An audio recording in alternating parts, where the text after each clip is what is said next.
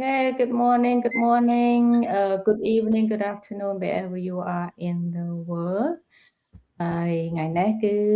ខ្ញុំ go live ទៀតហើយគឺនាំបងប្អូន business owner ថ្មីទៀតដែលគាត់ធ្វើ business ហ្នឹងថ្មីក្តីគាត់ធ្វើយូរហើយក្តីគឺយើងចង់ឲ្យគាត់ share ពីបទពិសោធន៍ពួកគាត់ម្នាក់ព្រោះធម្មតាយើងមានយើងមកពី background ផ្សេងគ្នាប៉ុន្តែគោលដៅតែមួយទេគឺយើងចង់បាន time freedom យើងចង់stay at home enjoy life with friend family ជាពិសេសគឺកូនទូចាបើសិនជាគាត់មានកូនទូគឺ time freedom គឺជាគោលចម្បងសម្រាប់ពួកគាត់ហើយដូចបងផ្សេងទៀតគឺគាត់ចង់បានពេលវេលាមើលថែខ្លួនពេលវេលាដើរលេងដល់មិនចាំបាច់ចងជើងបើធម្មតាគាត់ធ្វើការ full time ក្តីគាត់បើក traditional business ក្តីគឺធម្មតាគឺយើងមិនមានញឹកទៅលើការងារទៅលើ business យើងអញ្ចឹងយើងភ្លេចកាត់ពីចំណាយពេលដើម្បីមើលថែខ្លួនចំណាយពេលដើម្បី enjoy life more អញ្ចឹងណាអញ្ចឹងថ្ងៃនេះគឺខ្ញុំមានភ្ញៀវកិត្តិយស5នាក់ឡើងមក share បទពិសោធន៍ផងគាត់ថាតាមមូលហេតុអ្វីបានគាត់ចាប់យកអាជីព digital business នេះចាឥឡូវមុនដំបូងគឺមុននឹងយើងចូលទៅក្នុងសំណួរគឺខ្ញុំសូមឲ្យអ្នកទាំងអស់គ្នាណែនាំខ្លួនម្នាក់មួយមកហើយឈ្មោះអីមកពីណា background ជាអ្វីអញ្ចឹងណាអរគុណច្រើនឥឡូវស៊ីនិចមុនគេអូខេជំរាបសួរបងទាំងអស់គ្នាក្នុងការ live ក៏ដូចជាជំរាបសួរតែបងប្អូនទាំងអស់គ្នាដែលអាចនឹងកំពុងតែ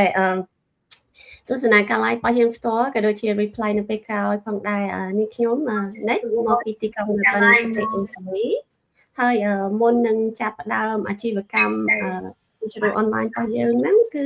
មុនក៏មានការងារធ្វើផ្សេងដែរហើយមុននឹងរៀបចាប់ផ្ដើមអាជីវកម្ម online ហ្នឹងគឺខ្ញុំបានលាលែងចប់ពីការងារ full time របស់ខ្ញុំដើម្បីធ្វើការមើលថែប៉ារបស់ខ្ញុំដែលគាត់មានជំងឺមហារីកខួរក្បាលដំណាក់កាលទី4ហើយក៏ដូចជាធ្វើការ casual បន្តបន្សំដើម្បីបានប្រាក់ចំណូលខ្លះមកជួយផ្គត់ផ្គង់ជីវភាពគ្រួសារដូចគ្នាហើយឥឡូវនេះក៏ខ្លាយទៅជាម្ចាស់អាជីវកម្ម digital online ដូចជាបងទាំងអស់គ្នាដែលមានវត្តមាននៅក្នុងកញ្ចក់ live របស់យើងដូចគ្នាបងចាអរគុណប៉ុណ្ណឹងខ្លីពីខ្ញុំអញ្ចឹងបន្តទៅបងដតីផ្សេងទៀតចាអរគុណសេឥឡូវឲ្យបងច័ន្ទសុផាបងសុភ័ក្រគាត់មានបញ្ហានៅសេវាគាត់អញ្ចឹងឲ្យបងច័ន្ទសុផាណែនាំខ្លួនតិចមកបងចាជំរាបសួរស៊ីទាំងអស់គ្នាខ្ញុំឈ្មោះច័ន្ទបុផាហៅថាបុផាទៅបានណា short ខ្ញុំមកពីរដ្ឋ California នៅជិត San Francisco ហើយមុនខ្ញុំចាប់អារម្មណ៍នឹងធ្វើ business នេះខ្ញុំក៏ធ្លាប់មាន business ផ្សេងទៀតដែរតែដោយសារខ្ញុំឃើញថា business នេះអាចធ្វើការនៅគ្រប់ទីកន្លែងអញ្ចឹងក៏ខ្ញុំចាប់អារម្មណ៍ចូលប្រឡូកជាមួយbusiness ហ្នឹងចាអញ្ចឹងកុំអោយខាត់ពេលវេលាយូរអញ្ចឹងចាប់ pass on ទៅស៊ីផ្សេងទៀតចុះចាអរគុណបងចាអរគុណហើយបងសុភ័ក្រមិនដែរបងសេវាបងអូខេគាត់គាំងហើយអូខេឥឡូវឲ្យទៅបងសិទ្ធិនុនម្ដងបងណែនាំខ្លួនតិចមកបងចាអរគុណបងអូខេបងសិទ្ធិនុនក៏អត់លឺខ្ញុំដែរ What happened អត់លឺសួរសំឡេងអញ្ចឹងដល់ណាហើយបងសិទ្ធិមុនបងសុកលីណាឲ្យបងធ្វើការណែនាំខ្លួនតិចទៅប្រហែលជាលឺខ្ញុំអត់ចាខ្ញុំអត់លឺដល់វិញបងអូខេដល់វិញខ្ញុំអញ្ចឹងជំរាបសួរបងហើយបងប្អូនទាំងអស់គ្នាខ្ញុំជំរាបសួរ audience ទាំងអស់គ្នាគ្រប់ page ផងដែរខ្ញុំសេដ្ឋននខ្ញុំរស់នៅរដ្ឋ Texas អត់លឺគាត់ហើយលឺខ្ញុំអត់បងខ្ញុំលឺតែបងសូខ្ញុំក៏អត់លឺសូដែរនេះខ្ញុំអត់លឺគាត់និយាយ ចាលឺ អូ ខ្ញុំ ខេ និយាយ ឥឡូវអ លឺ ត់ នៅ ឌៀ ប ន ង អត់ឌៀនខ្ញុំសូមបញ្ចប់បងសិន No អូខេឥឡូវឲ្យ អ ប ត់លឺ ងច័ន្ទសុផាបងសុភ័ក្រ អត់លឺ refresh សំឡេងខ្ញុំហី browser មែនទេ? អូ refresh ខេ browser មួយសា លឺ ទៀត អត់សេ? លឺខ្ញុំលឺតើបង បងសិត លឺសំឡេង ទំ ខ្ញុំ នន់ អត់ អត់ ប មាន ង លឺ ចេញ ទេ មែ សិ ន ន ទេ? ហើយ refresh ខ្ញុំអ នេះ ត់លឺ សិន អ្នក ណា ទាំង ព្រោះ អ អី ស់ បង គ្នា សុក ផ លីណា ង អត់លឺ និយាយអត់លឺគ្នាអញ្ចឹងណា អូខេឥឡូវខ្ញុំសូម voice ទៅគាត់ Plan អញ្ចឹងបាន technical ចា issue ហ្នឹងហើយ អត់ដឹងថា audience លឺសំឡេងខ្ញុំឬអត់ទេ តែខ្ញុំអត់លឺសូរសំឡេងបងប្អូនទាំងអស់គ្នាទេ ខ្ញុំ មាន background ធ្លាប់ធ្វើការងារហាងកញ្ចក់ រយៈពេលចុងក្រោយ 5 ឆ្នាំចុងក្រោយមុននេះ គឺខ្ញុំធ្វើការនៅក្នុងហាងកញ្ចក់ គឺ ហើយក៏មានមើលកូនអញ្ចឹងផងដែរ រួចហើយខ្ញុំ គោលដៅរបស់ខ្ញុំគឺចង់បានការងារមួយដែលខ្ញុំមានពេលគ្រប់គ្រាន់សម្រាប់មើលថែទាំកូន ហើយនឹង ចង់ជួយមើលថែទាំឪពុកម្ដាយចាស់ផងដែរ អញ្ចឹងហើយបានជាខ្ញុំរកមុខរបរអនឡាញដូច នៅឆ្នាំ 2023 ខ្ញុំបានចាប់យកអាជីវកម្មអនឡាញមួយនេះ ហើយឥឡូវនេះខ្ញុំគឺឈប់ទៅធ្វើការនៅហាងកញ្ចក់ពេញម៉ោងហើយ គឺធ្វើ តែភ្ញៀវណាត់បន្តិចបន្តួចទេ ចាអរគុណបងប្អូនទាំងអស់គ្នា អត់ដឹងថា ស៊ីសុកលីណាឮសំឡេងខ្ញុំឬអត់ទេ តែខ្ញុំអត់បានឮគាត់ លឺតើបងលឺចាអរគុណបងបងសិទ្ធិ Do នុ you នបើ hear សិន me? Yes ខ្ញុំអត់ឮស៊ីឯងអញ្ចឹងខ្ញុំអត់ដឹងថាបន្តទៅណាទៀតទេ អញ្ចឹងចុះបើសិនជាលឺស៊ីនេកឬក៏ស៊ីរស្មីលឺអត់បង ខ្ញុំលឺខ្ញុំនិយាយហ៎ ខ្ញុំលឺ បងកភៈក៏អត់លឺខ្ញុំដែរឥឡូវបងច័ន្ទសុផាបងច័ន្ទសុផាបាត់ហើយ Okay so yeah it's a technical issues here we go បងសុផាលឺខ្ញុំហ៎បង Hello លឺបងលឺខ្ញុំអត់ លឺខ្ញុំហ៎ Okay so another one ឥឡូវបងលឺខ្ញុំអត់ ខ្ញុំលឺឥឡូវស៊ីរស្មីណែនាំខ្លួនសិនមកខ្ញុំកំពុងតែ បញ្ហា network here let's see ចាហ្នឹងហើយសួស្តីបងប្អូនអរគ្នាខ្ញុំរស្មីនៅខាងរដ្ឋ California បច្ចុប្បន្នហ្នឹងធ្វើការងារ full time ជាមួយ non profit ហើយក៏ជា digital entrepreneur ដែររយៈពេល 7-3 ឆ្នាំហើយចាអរគុណបង អូខេអរគុណស៊ីអញ្ចឹងមិនថាយើងមាន background ខុសគ្នាប៉ុន្តែគោលដៅយើងគោលដៅយើងគឺតែមួយទេគឺចង់បានពេលវេលាហើយនឹង earn additional income on top of whatever we do in full time job ក្តី traditional business ក្តីគឺអត់ស្ងាត់ឈឹងអត់លឺសូវអីសោះ more income stream better than one income stream អញ្ចឹងគឺយើងត្រូវរកវិធីណាដើម្បីយើងមាន backup plan នៅពេលដែលយើងធ្វើការឲ្យគេក្តីយើងមាន traditional business ក្តីព្រោះ ជប់លឺសូរទាំងអស់ អូខេឥឡូវខ្ញុំមានបញ្ហាជាមួយបង ចុះចាំ plate បងប្អូនឥឡូវស៊ី Nick ស៊ីរស្មីចាប់ផ្ដើមសិនណាខ្ញុំចាត់ការមួយពួកគាត់សិន អូខេ ចឹងបងរស្មីចង់បន្តឬក៏ខ្ញុំបន្ត ចាហ្នឹងហើយអត់ទេនិយាយរួមទៅយើងទាំងអស់គ្នាដែលជាម្ដាយឬក៏ជា parents ទាំងអស់ដែលយើងមកទីនេះគឺចង់បង្ហាញដូចថាជាឱកាសដើម្បីចាប់ដើមធ្វើអាជីវកម្មហ្នឹងណាអញ្ចឹងទៅបើសិនបងប្អូនចាប់អារម្មណ៍ក៏តាក់ទងមកយើងខ្ញុំទាំងអស់គ្នាដែលបងប្អូនមាន feel connection ទៅលើនរណាម្នាក់ក៏តាក់ទងទៅតាម page រៀងៗខ្លួនឬក៏ចុះឈ្មោះនៅក្នុងគេហទំព័រទៅតាម live របស់បងប្អូនឃើញហើយពួកយើងសិតតែមាន background ផ្សេងៗពីគ្នាប៉ុន្តែយើងចង់មាន backup plan ដោយគាត់បងសុកលេណាគាត់បានមានប្រសាសន៍ចឹងណាពួកយើងអត់ដឹងថាចំការទៅការងារយើងមានបញ្ហាអីដូចខ្ញុំចឹងខ្ញុំឧទាហរណ៍ថាខ្ញុំធ្វើការជាមួយ non profit ចឹង non profit គឺយើងបានលុយមកពីជំនួយពីខាងរដ្ឋាភិបាលចឹងណាហើយអញ្ចឹងបើសិនតែជំនួយនឹងអស់ fund នឹងអស់គឺយើងក៏អត់មានការងារធ្វើដែរមិនចឹងចឹងហើយបានខ្ញុំចាប់ផ្ដើមធ្វើអាជីវកម្មហ្នឹងដែលជា backup plan របស់ខ្ញុំប៉ុន្តែឥឡូវនេះគឺមិនមែនជា backup plan ទេបន្ទាប់ពីបានយើងបានឃើញពី system ឃើញពី compensation plan and everything គឺវាខ្លាយទៅជា very first plan របស់ខ្ញុំចាហើយអញ្ចឹងបើសិនបងប្អូនមានចម្ងល់អីបន្ថែមក៏អាចសួរមកពួកយើងទៅមិនបាច់មានការព្រួយបារម្ភអីទេហើយវាជា legit business ដែលយើង pay tax ហើយថ្ងៃនេះខ្ញុំទៅមកពីfile tax របស់ខ្ញុំចាអញ្ចឹងទៅមកម្ដងមិញហើយក៏ចាំចូលនៅក្នុង line នេះតែម្ដងចាឥឡូវមុននឹងយើងចូលទៅសំណួរចង់បញ្ជាក់តិចបងឬបងសុភ័ក្របងច័ន្ទសុផាហើយនិងបងសិទ្ធិនុនលើពួកខ្ញុំអត់លឺហើយអូខេ perfect លឺបងលឺដែរអូខេបងសុភ័ក្រណែនាំខ្លួនតិចមកបង sorry audience យើងមានបញ្ហាខាងសេវាអញ្ចឹងហើយនិយាយអត់លឺទេបងប្អូនលឺប៉ុន្តែពួកខ្ញុំនៅក្នុង backstage នេះអត់លឺទេអត់លឺគ្នានិយាយរួមទៅអូខេចាបងអរគុណសូមណែនាំខ្លួនតិចមកបងចាអញ្ចឹងជម្រាបសួរបងប្អូនចាមីអូនទាំងអស់គ្នាហើយនឹងជម្រាបសួរបងដែលចាកំពុងតែមើល Go Live ហើយនឹងមើល watch replay sorry ហើយដែលដូចថា internet error អញ្ចឹងធ្វើការតាម online អញ្ចឹងគឺយើងអត់មានដូចថា skill ខាងហ្នឹងអញ្ចឹងខ្ញុំចូលមកគឺរៀងរអាក់រអួលបន្តិចសុំទោសផងដែរហើយខ្ញុំឈ្មោះចាសុភ័ក្រហើយខ្ញុំរស់នៅក្នុងទីក្រុងសប្តាហ៍ថ្ងៃរស់នៅក្នុងទីក្រុងអូកឡែនហើយខ្ញុំក៏ជាអ្នកម៉ាក់កូន2ហើយក៏ខ្ញុំធ្វើការងារ full time ហើយខ្ញុំធ្វើជា business ចា online ហ្នឹងគឺបាន7-2ឆ្នាំហើយអញ្ចឹងខ្ញុំចាស្រឡាញ់ចូលចិត្ត business នេះគឺដោយសារយើងធ្វើការដូចថាយើងធ្វើ on the side យើងមិនចាំបាច់ឈប់ការងាររបស់យើងទេអញ្ចឹងបងប្អូន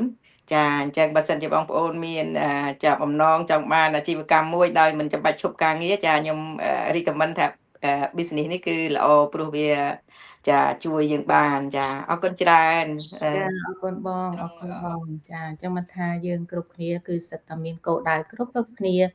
ហើយជាពិសេសទៅទៀតហ្នឹងគឺយើងធ្វើ business ហ្នឹងមិនចាំបាច់ប្រើពេលវេលាច្រើនដូចបងសុភ័ក្រគាត់និយាយអញ្ចឹងហើយយើងមាន support យើងមាន training site step by step ហើយបងប្អូនចំណាយពេលត1ម៉ោង2ម៉ោងឬក៏ជួនកាលមិនចាំបាច់ចូលក៏បានដែរអញ្ចឹងមិនថាវា flexible អញ្ចឹងយើងមានពេលណាយើងរៀនពេលហ្នឹងទៅហើយសំខាន់បំផុតហ្នឹងគេនឹងបង្ហាត់យើងទាំងអស់តាក់ទងទៅនឹង social media ដើម្បីឲ្យបងប្អូនចូលទៅរៀនទៅតាមពេលវេលាបងប្អូនមានពីព្រោះហេតុអី business ហ្នឹងគឺគេបៀសម្រាប់ busy parent គ្រប់គ្នាព្រោះយើងជា full time job យើងមាន traditional business រៀងខ្លួនហើយ business នេះគឺជាជំរើសដ៏ល្អសម្រាប់បងប្អូនអាចយកទៅគិតបានហើយបងប្អូនអាច check it out ដើម្បីបងប្អូនអាចសិក្សាបន្ថែមពី business model យើងបានចាឥឡូវយើងចូលទៅក្នុងសំណួរតែម្ដងហើយខ្ញុំនឹងសួរស៊ីនិចថាwhat was your life like before you start this business គេអរគុណស៊ីអរគុណច្រើនបងនិយាយរួមទៅជីវិតមុនការចាប់ផ្ដើម business ហ្នឹងគឺបើនិយាយមុនខ្ញុំឈប់ធ្វើការងារ full time របស់ខ្ញុំដើម្បីមកធ្វើការមើលថែសុខភាពប៉ាគាត់មានជំងឺមហារីកហើយទៅ appointment អីផ្សេងហ្នឹងដោយសារតែយើងអត់មានពេលវេលាគ្រប់គ្រាន់នៅក្នុងការធ្វើការងារពេញម៉ោងទេទេមុនខ្ញុំធ្វើការពេញម៉ោងហ្នឹងគឺខ្ញុំមានការងារផ្សេងទៀតហើយនៅក្នុងពេល COVID ហ្នឹងយើងបាត់បង់ឱកាសការងារពីមុនក៏មានឱកាសថ្មីនៅក្នុងការចាប់ដើមធ្វើការងារថ្មីដូចគ្នាហើយ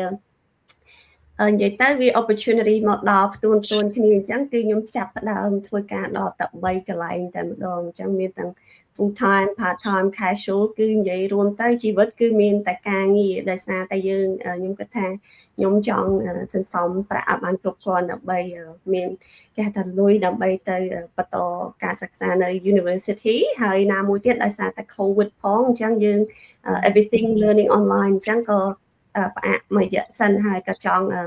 សន្សំលុយឲ្យបានគ្រប់គ្រាន់ដើម្បីនាំអ្នកម្ដាយរបស់ខ្ញុំឲ្យប៉ាឲ្យគ្រួសារទៅដល់ holiday អីអញ្ចឹងណាបងហើយបន្ទាប់មកក៏យើងមមាញឹកជាមួយការងាររហូតពីមួយឆ្នាំទៅមួយឆ្នាំគឺជាប់រហូតទៅដល់2023គឺគ្រួសារគាត់បារម្ភខ្លាំងជាពិសេសម៉ែរបស់ខ្ញុំហើយនិងប៉ារបស់ខ្ញុំពីពួកអីខ្ញុំងើបទៅធ្វើការតាំងពីម៉ោង3ព្រឹកហើយយើងបន្តពី ចប់ម៉ោង 1 ម៉ោង 2 អីអញ្ចឹងទៅហើយយើងបន្តបើកឡាន40 នាទីទៅ1ម៉ោងអីទៅការងារផ្សេងមួយទៀតអញ្ចឹងណាបងហើយយើងអត់មានពេលវេលាគ្រប់គ្រាន់សូម្បីតែការញ៉ាំអាហារអី lunch time ឲ្យត្រឹមត្រូវដូចគេទេយើងនិយាយទៅរៀនញ៉ាំនៅលើឡានហ្មងពីចន្លោះការងារហើយធ្វើចប់ម៉ោងមិន10ម៉ោង10យប់អីបានមកដល់ទៅហើយពេលខ្លះទៅដល់ម៉ោង2 10ភ្លឺវិញអញ្ចឹងប៉ាម៉ែឲ្យគាត់បារម្ភយើងហើយគាត់នៅគាត់អត់សម្រានទេគាត់នៅចាំយើងរហូតអញ្ចឹងក៏ដោយសារគ្រូសាស្ត្រគាត់បដប់ខ្លាំងពេកគាត់បារម្ភពេកអញ្ចឹងក៏កាត់បន្ថយការងារមួយកន្លែងតែយើងធ្វើតែ2កន្លែងអញ្ចឹងណាបងហើយធ្វើ2កន្លែងបន្តរហូតទៅដល់ឆ្នាំ2023ហ្នឹងរៀងដើមឆ្នាំខែ4ហ្នឹងគឺគិតថាសម្រាប់ពីការងារហើយយើងមានកម្រងថានាំម៉ែហេមប៉ាទៅ holiday ជាក្រុមគ្រួសារអញ្ចឹងណាប៉ុន្តែរឿងរ៉ាវវាអត់ដូចដែលយើងគិតប៉ាខ្ញុំនៅស្រុកក៏បានធ្វើការវាស់កាត់ជាមួយនឹងមហារាជគូក្បាលហើយចាប់ពីនឹងមកគឺអ្វីៗវាប្រែប្រួលច្រើនមែនតើរយៈពេលដំបូងខែ2ខែដំបូងហ្នឹងគឺខ្ញុំ struggle ជាមួយនឹងការងារហើយជាមួយនឹងពេលវេលាដើម្បីទៅ appointment អីព្រោះអីគាត់ត្រូវធ្វើការព្យាបាលបែប chemotherapy ហើយជាមួយនឹងគេហៅថា radiation អញ្ចឹងគឺយើងចំណាយពេលវេលាទៅមន្ទីរពេទ្យមួយថ្ងៃបើកជាង5ម៉ោងអីចំណាយពេលទៅធ្វើការជារៀងធ្វើការព្យាបាលរៀងរាល់ថ្ងៃអញ្ចឹងណាហើយយើង struggle ជាមួយនឹងការសុំអនុញ្ញាតកន្លែងការងារ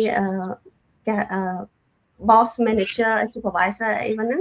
CEO គាត់អត់មានបញ្ហាអីប៉ុន្តែដល់ពេលអ្នកធ្វើការយើងពីមួយថ្ងៃទៅមួយថ្ងៃហើយយើងមិនមែនតែមួយថ្ងៃពីរថ្ងៃឬក៏មួយអាទិត្យទេយើងឡើងដល់ខែអញ្ចឹងក៏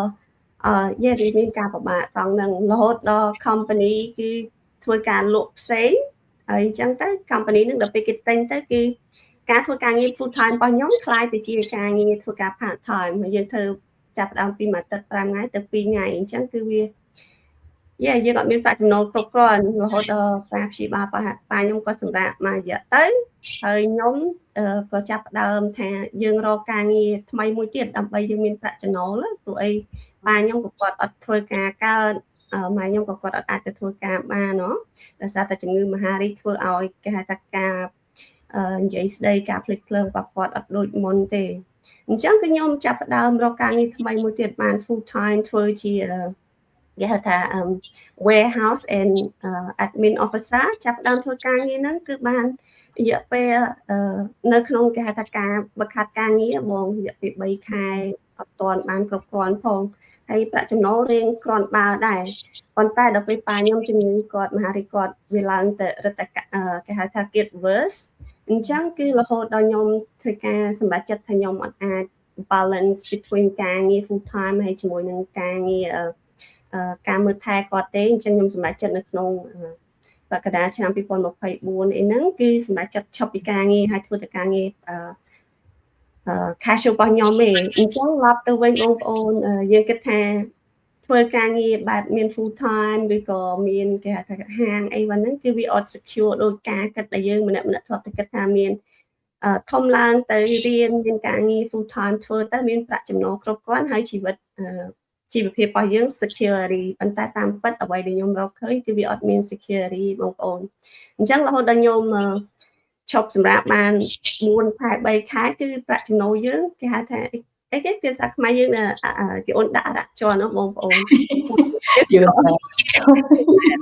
ការងារយើងក៏មានប្រាក់ចំណូលហើយការងារ casual របស់យើងហ្នឹងគឺវាអត់មានម៉ោងឲ្យយើងណាដល់ពេលយើងមានការងារប៉ុន្តែយើងអត់មានពេលវេលាដើម្បីទៅធ្វើដល់ពេលយើងត្រូវការប្រាក់ចំណូលយើង desperate for income មែនតើណាគឺយើងអត់មានការងារធ្វើអញ្ចឹងបើខ្ញុំ search មើល online looking up តើមានការងារអីឬក៏វិធីណាដែលយើងអាចរកប្រាក់ចំណូលបានដោយយើងអត់ចាំបាច់ផ្ដោតពេលវេលារបស់យើងទាំងអស់ចូលទៅក្នុងកន្លែងការងារហ្នឹងណាហើយខ្ញុំអាចធ្វើបាននៅពេលដែលខ្ញុំនៅគេហៅថាមន្ទីរពេទ្យកំពុងតែកំដរប៉ាខ្ញុំមើលថែសុខភាពគាត់ហ្នឹងរហូតដល់ខ្ញុំ come across Facebook ad coach របស់ខ្ញុំហើយក៏ខ្ញុំតទៅជាមួយនឹងអាជីវកម្មនេះដែលមានភាពបត់បែនដែលយើងអាចធ្វើបានពីគ្រប់ទីកន្លែងណាអញ្ចឹងណាបងប្អូនអញ្ចឹងក៏ផ្ដល់ឱកាសឲ្យខ្លួនឯងទៅសិក្សាស្វែងយល់ពីសិក្ខាសាលាហ្នឹង ហើយបន្ទាប់មកក៏ទៅ step ទី2ចូលមើលឲ្យកាន់តែស៊ីជម្រៅជាមួយនឹងអាជីវកម្មរបស់យើងហើយក៏បានសម្រេចចិត្តថាខ្ញុំនឹងផ្ដល់ឱកាសឲ្យខ្លួនឯងចាប់យកអាជីវកម្មមួយនេះពីព្រោះអីខ្ញុំអត់ចង់ទៅថ្ងៃអនាគតគឺយើងមានគេហៅថាជួបហេតុការណ៍បែបហ្នឹងរហូតទេហើយខ្ញុំជឿថាមនុស្សយើងម្នាក់គឺជាអត់ផុតទេអាកន្លែងការឈឺចូលមន្ទីរពេទ្យអីអស់ហ្នឹងហើយបើយើងអត់មានពេលវេលាទៅកន្លែងការងារយើងបានប្រាក់ចំណូលមកពីណាបងប្អូនអញ្ចឹងគឺសម្ពាធមែនដែរសម្ពាធផងសម្ពាធផ្លូវកាយផ្លូវចិត្តជាមួយនឹងគ្រួសារបារម្ភពីគ្រួសាររបស់យើងផងហើយការងារផងអញ្ចឹងវាពិបាកបែងចែកទៅខ្ញុំផ្ដល់ឱកាសឲ្យខ្លួនឯងមកសិក្សាស្វែងយល់ហើយចាប់ផ្ដើមអាជីវកម្មមួយនេះហើយនៅពេលដែលខ្ញុំបានចាប់ផ្ដើមក៏មានការសប្បាយចិត្តច្រើនបងប្អូនយើងមានគេហៅថាអ្វីមួយទៀតដែលធ្វើឲ្យយើងមមាញឹកគេហៅថាដកអាការគិតរបស់យើងបដោតទៅលើតែគេហៅថាបញ្ហាគ្រួសារបញ្ហាសុខភាពប៉ាអីហ្នឹងយើងមានផ្នែកមួយទៀតទៅធ្វើអ្វីផ្សេងអញ្ចឹងគឺយើងអត់សូវមានសម្ពាធ stress ច្រើនទេអញ្ចឹងបានខ្ញុំចាប់ផ្ដើមឱកាសនេះហើយសង្ឃឹមថាសម្រាប់បងប្អូនដែលគាត់នឹងជួបបញ្ហាស្តីខ្ញុំឬក៏អត់ទាន់ជួបបងប្អូនផ្ដល់ឱកាសឲ្យខ្លួនឯងបើកផ្លូវបើកច្រកឲ្យខ្លួនឯងកុំផ្ដោតតែជាមួយនឹងការងារមានគេហៅថាប្រាក់ចំណូលពីការងារតែមួយមុខណាដល់ពេលយើងមានបញ្ហាតែយើងអត់មានសុខភាពល្អគ្រប់គ្រាន់ទៅធ្វើការគឺយើងបាត់បង់ហើយប្រាក់ចំណូលហើយសម្ពាធខ្ញុំជឿថាមិនមែនតែសម្ពាធផ្លូវចិត្តមួយទេសម្រាប់យើងសម្រាប់គ្រួសារយើងគឺសិតតែសម្ពាធទាំងអស់អញ្ចឹងផ្ដល់ជ្រកឲ្យខ្លួនឯងដើរតែថ្ងៃអនាគតពួកយើងមើលអត់ឃើញទេអូខេបងអញ្ចឹងរៀងវែងដែរខ្ញុំកាត់ប៉ុណ្ណឹងចុះដើម្បីឲ្យបងដទៃទៀតគាត់បញ្ចេញ experience ចាអរគុណចាអរគុណច្រើនធម្មតាយើងសិតតែ immigrant ដូចគ្នាអញ្ចឹងយើងមករស់នៅស្រុកគេគិតថាយើងមានឱកាសល្អសម្រាប់រកប្រាក់ចំណូលបន្ថែមអញ្ចឹងយើង work hard មិនថាភាគច្រើនគឺយើងមកយើងប្រឹងការងារមួយចប់ពីរចប់ដើម្បីយើងអាចមានenough financial to support our family ប៉ុន្តែធម្មតាគឺយើងភាគច្រើនយើងប្រឹងធ្វើការតែយើងភ្លេចពេលវេលាសម្រាប់មើលថែខ្លួនឯងដូចស៊ីនិចចឹងគាត់ធ្វើការហត់ 3-4 ចប់ហើយណាមួយក្រុមគ្រួសារគាត់មានបញ្ហាទៀតអញ្ចឹងវាថារឿងចូលមកតែមួយអញ្ចឹងណាដល់ពេលអញ្ចឹងទៅគឺពិបាកនឹងបែងចែកចាម្ល៉េះហើយទៅគាត់ចាប់យកអាជីវកម្មមួយនេះគឺมันប៉ះពាល់ពេលវេលាគាត់ទេអញ្ចឹងវា flexible អញ្ចឹងធ្វើឲ្យគាត់អាចធ្វើ business នឹងបានដោយរលូនចាដោយมันមានការប៉ះពាល់គាត់ចង់រៀនពេលណាក៏បានគាត់អាចមើលថែក្រុមគ្រួសារគាត់ចាអញ្ចឹងនេះជាភាពល្អសម្រាប់ business យើងណាហើយសំណួរទី2គឺខ្ញុំ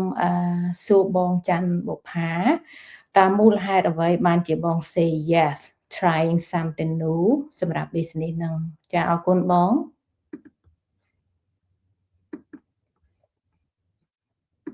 ដោយសារសំណួរទី2នេះហេតុអីបានខ្ញុំ say yes ទៅ business នេះដូចCC ធ្លាប់បានដឹងហើយពួកយើងជា immigration ណាពេលដែលមកដល់ស្រុកគេដំបូងគឺម្នាក់មិនថារូបគេរូបខ្ញុំអីគឺខំប្រឹងមែនតើមិនអញ្ចឹងហ៎ខំប្រឹងធ្វើការដូចថារកចំណូលចូលក្រុមគ្រួសារដើម្បីក្រុមគ្រួសារអញ្ចឹងម្នាក់ទៅធ្វើការពី3ចប់ចាដូចជារូបខ្ញុំនេះការដែលខ្ញុំមកដំបូងឪពុកខ្ញុំស្លាប់3ថ្ងៃមុនខ្ញុំមកដល់អាមេរិកហើយខ្ញុំអត់ចេះអីទាំងអស់ភាសាក៏យើងហ៊ានតាមចរុំយើងមិនមកដល់ភ្លាមមិនចេះណាមិនចេះស្ដាប់គេមិនអញ្ចឹងខំប្រឹងណាហើយអត់មានផ្ទះនៅអត់មានស្អីទាំងអស់គឺរស់ដោយ 0 អញ្ចឹងហើយខ្ញុំនៅទៅឆ្កល់ក្តាមផងទៅរៀនadult school ថាខំប្រឹងគ្រប់ជ្រកដល់តែដល់ពេលនេះឥឡូវហ្នឹងខ្ញុំចូល55ឆ្នាំហើយអញ្ចឹងដូចថាយើងចូលវ័យកដាឆ្នាំកដាលហើយអញ្ចឹងយើងអ្វីដូចថាយើង slow down ណាដល់តែពេលខ្ញុំ ឃើញ business នេះក៏ខ្ញុំចាប់អារម្មណ៍ភ្លាមខ្ញុំថាដើម្បីអនាគតរបស់ខ្ញុំពេលខ្ញុំនឹងចូលដូចថា70-80អីចឹងណាដូចថាអាចធ្វើការនៅផ្ទះឬក៏តែចំហទី1ធំចំពោះខ្ញុំគឺរៀន social media ហ្នឹងហ្មងខ្ញុំថាខ្ញុំ pay 149ហ្នឹងបើសិនជាមិនបានអីក៏បានចំណេះចេះដឹងដែរមិនអញ្ចឹង ចាបង អញ្ចឹងបានខ្ញុំថាសម្រាប់ចិត្ត say yes ទៅកន្លែងនឹងបដៅទៅហើយ ចា ឃើញ CC ទាំងអស់ជាពិសេសហ្នឹង CC សុលីណាហ្នឹងគាត់live នៅក្នុង Facebook ហ្នឹងបានចាប់អារម្មណ៍ថាគាត់ជាខ្មែរអញ្ចឹងមិនដែរ business ហ្នឹង scam ហើយខ្មែរយើងណាទៅធ្វើងាយងាយឯងមិនអញ្ចឹងឯងអញ្ចឹងក៏សាក់លបងទៅតាក់ទង CC សុលីណាទៅហើយខ្ញុំសង្ឃឹមថាខ្ញុំនឹងអាចធ្វើបាន mindset របស់ខ្ញុំ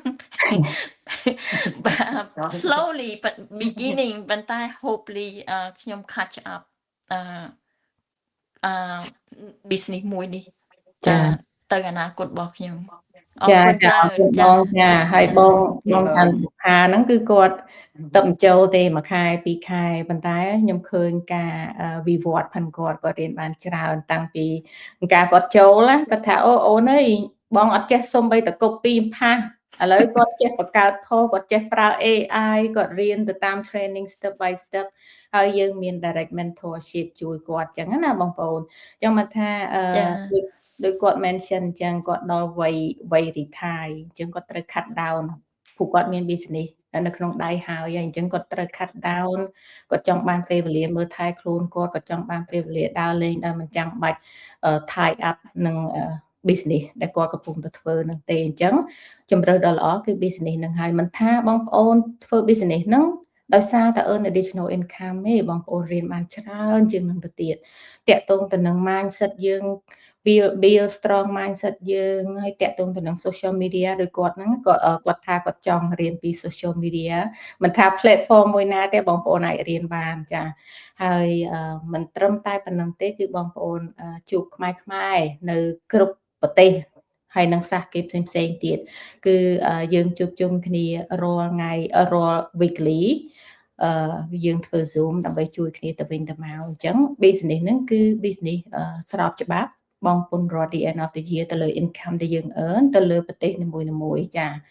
ហើយអរគុណបងហើយសំណួរទី3គឺសួរទៅលើបងសុភ័ក្រ okay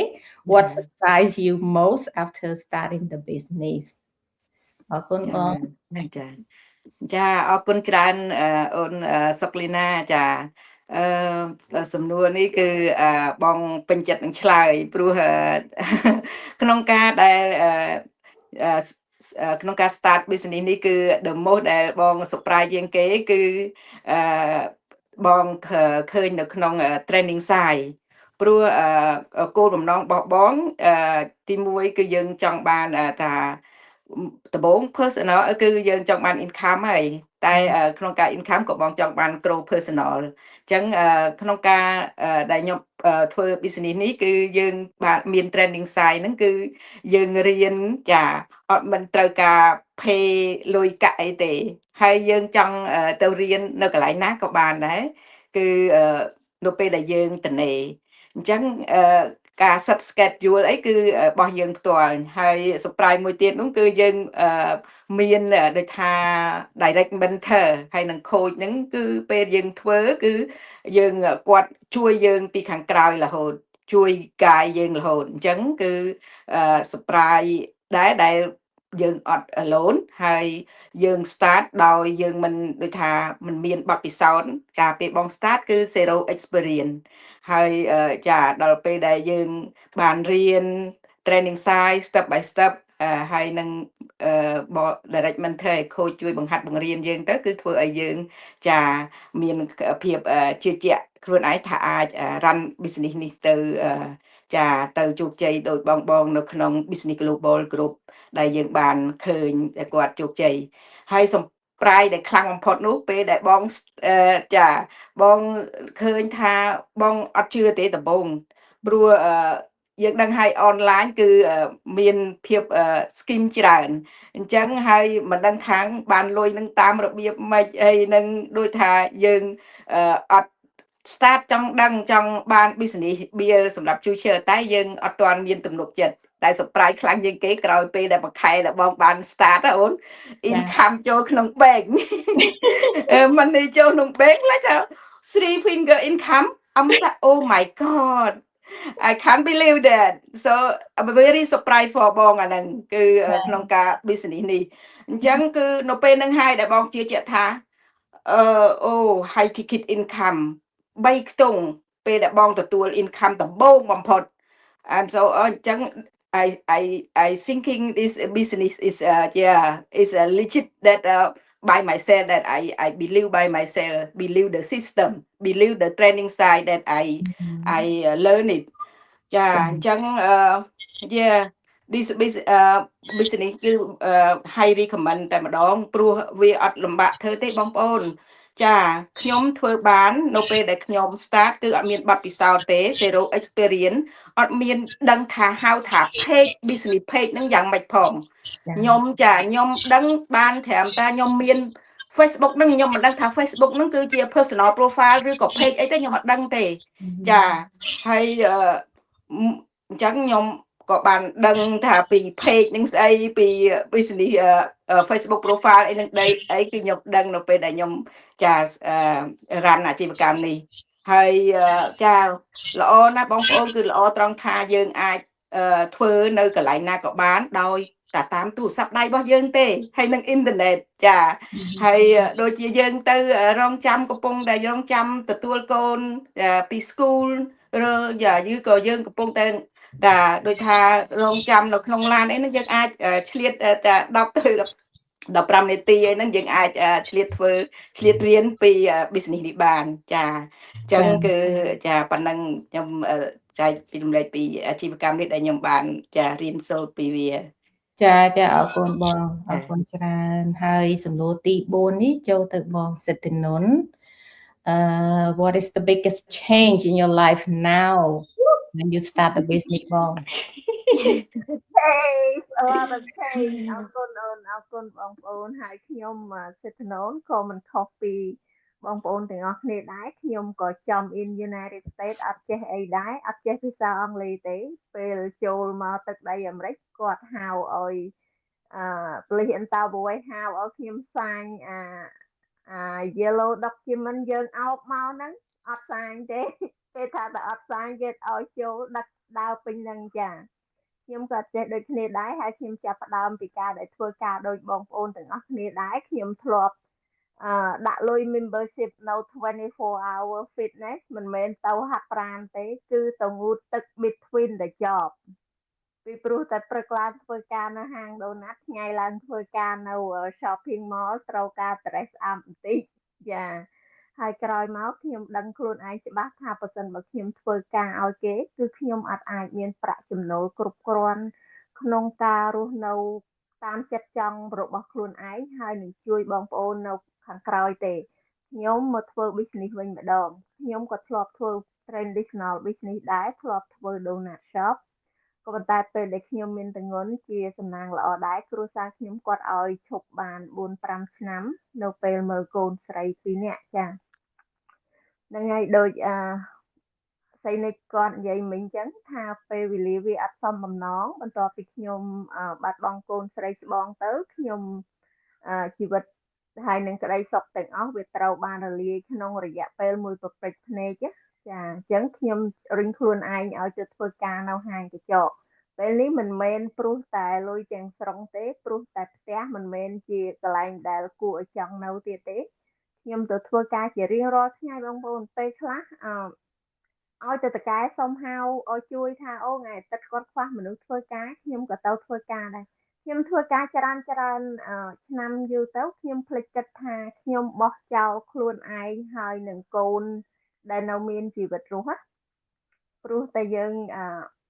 sad អញ្ចឹងទៅខ្ញុំព្យាយាមរកមុខរបរថ្មី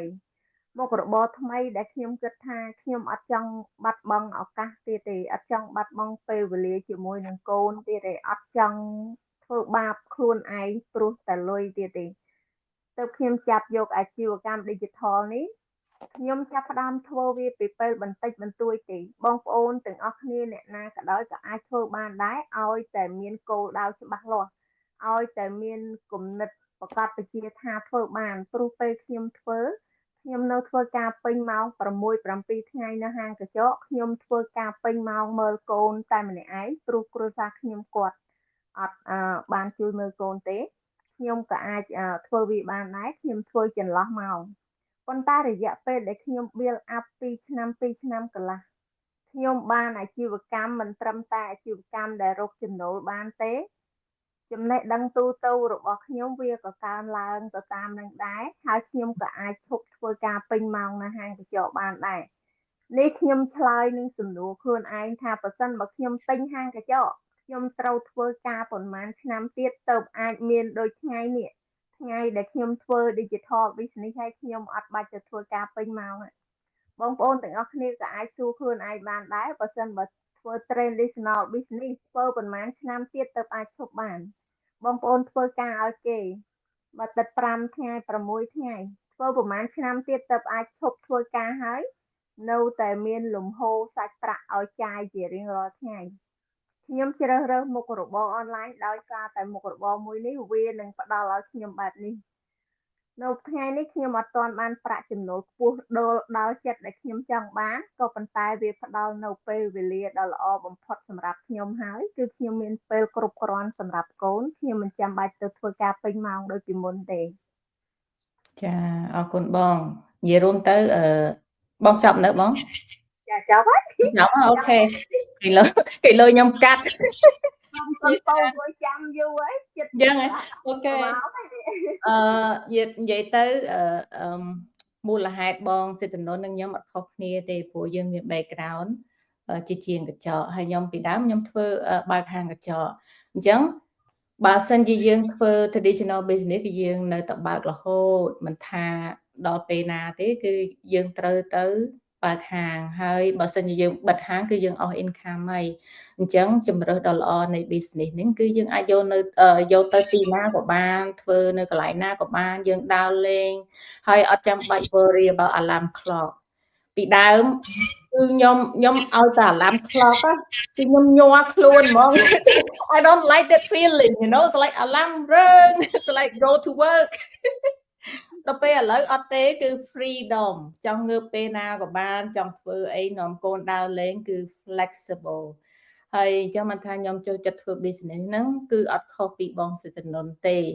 គឺ flexibility ហើយយើង manage time យើងហើយយើងមានពេលច្រើន enjoy life more មើលថែខ្លួនដើរលេងដោយមិនចាំបាច់ worry about the business about the income ពីព្រោះថា business នេះកាលណាយើងសិតហើយគឺ business យើងរ៉ាន24ម៉ោងចាហើយ system គេ take care ឲ្យយើងអញ្ចឹងយើងអត់ចាំបាច់ព្រួយភ័យថាអូ business យើងពេលយើងឈឺយើងដើរយើងបិទហាងអីយើងរវល់អីតើ business យើងដើរអត់គឺដើរបងប្អូនចាបងប្អូនចូលមកបងប្អូននឹងទទួលបាន training the same thing ចាមិនថាអ្នកណាចូលមកទេបងប្អូននីមួយៗហ្នឹងនឹងទទួលបាន training ដូចគ្នាដើម្បីបងប្អូន set up business បងប្អូន run 24ម៉ោងចាដូចពាក្យស្លោក Warren Buffett គេថា if you don't make money while you sleep something like that ខ្ញុំភ្លេច the end of the sentence បាទហើយគាត់ខ្ញុំថាយើងរកYeah អរគុណបងខ្ញុំថាយើងរក backup plan បើយើងរវល់ធ្វើការហើយយើងរវល់បើក traditional business ហើយព្រោះធម្មតា everything unexpected okay so you need a backup plan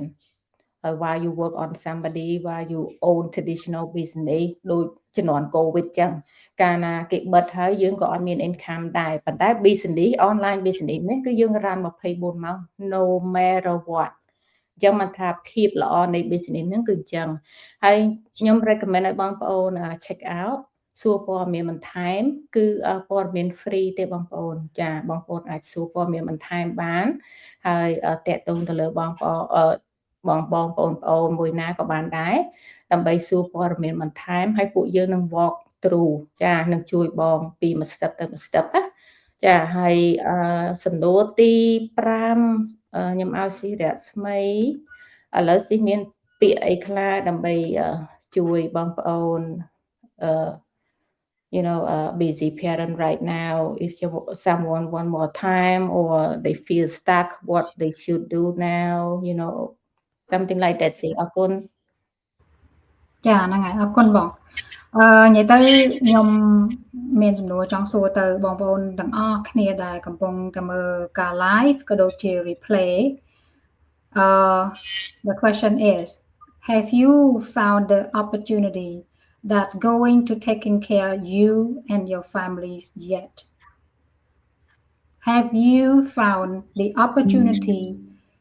that's going to taking care of you and your families yet if not yet have you ever spending that sometime someday looking for that opportunity if not this is time for you if not we are the messengers delivering you the opportunity to start your own business and again we are not selling we just deliver you the opportunity to start your own business claiming your own time your time freedom and stay with your loved one we all struggling sometime in life but what we want is time what we want is life of course we all have life right that's why we are speaking together on live but what the life is life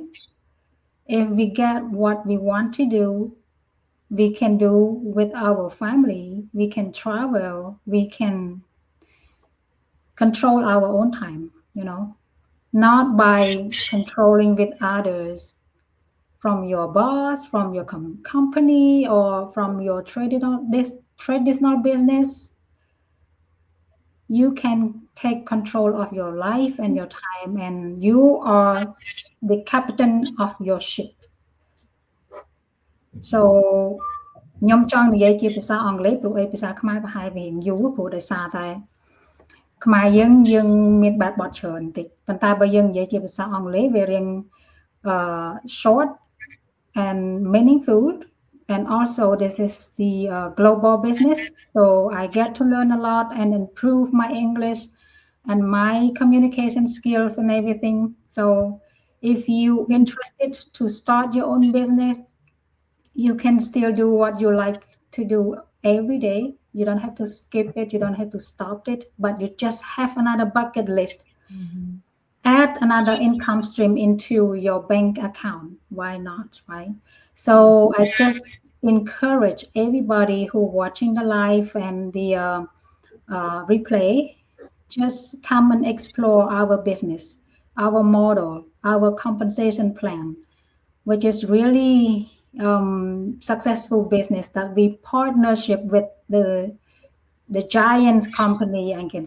say that it's been over 52 years globally we have 29 brands over the world with